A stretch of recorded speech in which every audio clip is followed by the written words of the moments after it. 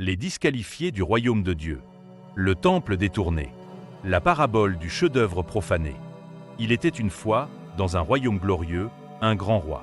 Ce roi créa de ses propres mains un chef-d'œuvre magnifique. Il le plaça au cœur de la cité royale et chaque jour, il se réjouissait de le voir. Mais un ennemi vint. Jaloux et rusé, il modifia l'œuvre du roi. Il en changea la forme, la couleur, perça certaines parties et en rajouta d'autres. Quand le roi revint, il vit son œuvre modifiée et déclara « Certes, cette chose ressemble à mon œuvre, mais ce n'est plus la mienne. Qu'elle soit déracinée, démolie et jetée au feu. » Cette parabole illustre la réalité de notre temps. L'homme et la femme ont été créés par Dieu à son image. Il les a trouvés bons et a fait de leur corps son temple.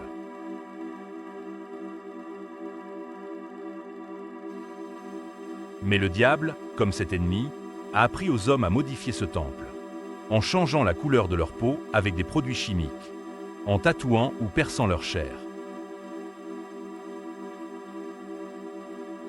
en changeant de sexe, refusant le genre que Dieu leur a donné, en portant les vêtements du sexe opposé, en détruisant leur chevelure naturelle. Aujourd'hui, ces pratiques sont répandues, même dans les églises. Mais Dieu ne reconnaît plus ces corps comme ses œuvres. Il dit « Celui qui détruit le temple de Dieu, Dieu le détruira. » Dans la Bible, le temple de Moïse était fait de 3 parties.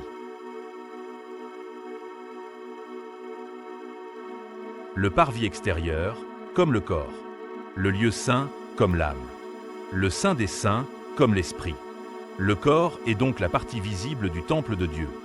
Et personne n'a le droit de le modifier, car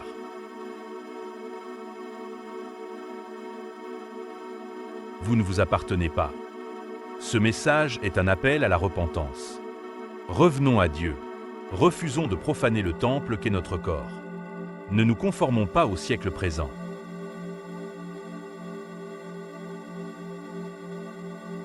Que celui qui a des oreilles entende ce que l'Esprit dit aux églises.